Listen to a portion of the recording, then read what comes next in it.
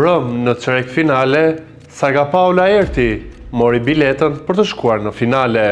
Nga ana tjetër, një takim i papritur ku askush nuk i shkoi ndërmend që Olc Bylyku do të ishte pjesë e Big Brotherit, pasi të gjithë e dim raportin e keq që ai kishte me Top Channel, me këngë që ka bërë kundër këtij televizioni, me gjyqje për cënim të imazhit, por me sa duket, çudia më e madhe zgjat shumë pak. Ai sa Olci Mbrëm u fut në Big Brother. Po pse? A ishte e nevojshme? Futja e tij dhe çfarë mesazhi duhet t'i jepte ai Eglit në një kohë që ata të dy kanë 2 vite që kanë shkëputur çdo marrëdhënie. Okej, e pranojmë që Egli e ka bërë pjesë të shtëpisë duke folur për të, duke treguar një mirënjohje. Por për të gjithë, Olci Mbrëm u fut për biznes. U fut për biznes, për të rregulluar raportin e tij me Top Channel, pasi të gjithë e dim fuqinë mediatike dhe peshën që ka në tregun mediatik.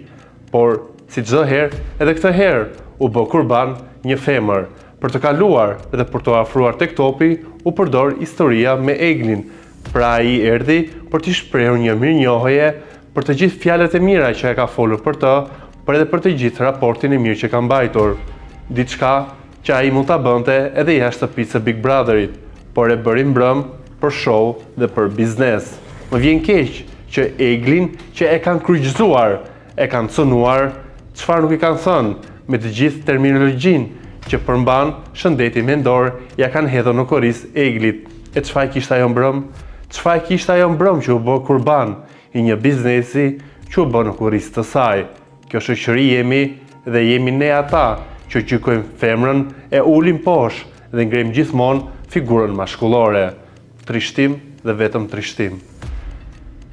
Nga ana tjetër, janë 6 banor që janë në luftë për të kapur 2 vendet e fundit në finalen e 19 prillit. Pa diskutim, fituesi është Gjesti dhe nuk ka si të jetë i tensionuar edhe pse e kanë parë jo fort të mirë në këto orët e fundit pas mbarimit të Prime-it. Ai dëshiron që me vete në finale të marrë dhe Eglin, por vendin atë finale i takon Gertës. I takon Gertës, unë e kam komentuar dhe e kam mbështetur, po lojtaren e fortë që është në atë shtëpi, po lojtaren e vetme, po lojtaren që nuk ka bërë skena kafenesh, po lojtaren që nuk ka degraduar në masën që i kanë degraduar banorët e tjerë në raport me të. Gerta në atë lojë ka qenë e ftohtë, por edhe e ndjeshme kur ka pasur rastet për ta treguar këtë ndjeshmëri. Gerta nuk ka bërë përçarje fetare, siç bëri Laerti. Gerta nuk e ka përbuzur Gjestin siç e bën Laerti, duke i thënë që ti nuk di të flasësh, ti nuk je shkollë dhe ti nuk je shembull për shoqërinë. Gerta nuk ka thënë që Gjesti duhet vrarë, siç ka thënë Laerti. Gerta nuk ka prekur vete në pjesët intime, siç ka bërë Laerti përballë saj, duke dashur që ta degradoj, duke dashur që ta nxjerrë nga shinët dhe duke dashur që t'i bëj pis imazhin e saj brenda lojës. Ndaj dhe them me bindje të plot që Gerta e meriton të shkojë në finale, por edhe më tej të jetë në dyshen kokë më kokë me Gjestin për fitoren. Nga ana tjetër do të rikthehem sërish te takimi që Olci pati me Eglin. Egli u befasua, u ngri, por e pranoi shpejt prezencën e tij në shtëpi. E vetmja gjë e mirë që kishte ai takim është që Olci i tregoi publikut që e kryqëzuan Eglin në rrjetet sociale duke thënë që Olci pas ka shfutuar nga ajo. Të kundërtën, Olci tregoi që është mirënjohës për 5 vitet që kanë kaluar së bashku, për të gjithë suportin dhe për të gjithë marrëdhënien e mirë që ata kishin të dy. Kjo e mirë i takonte dhe Olci e bëri dhe ja dha Eglit, duke treguar të vërtetën e raportit të tyre, pasi rrjetet sociale e mbytën Eglin duke thënë që Olci shpëtoi nga ajo. Pasi në rrjetet sociale Egli është kryqëzuar dhe është cilësuar si manjake, histerike, njëri që ka nevojë për qetësi, që ka kaluar një depresion, njëri që merr ilaçe, një vajzë që ka bërë abort, çfarë nuk është thënë për Eglin, çfarë nuk është goditur. Pra, ne jemi kjo shoqëri që përdorim femrën për të arritur synimet dhe qëllimet tona.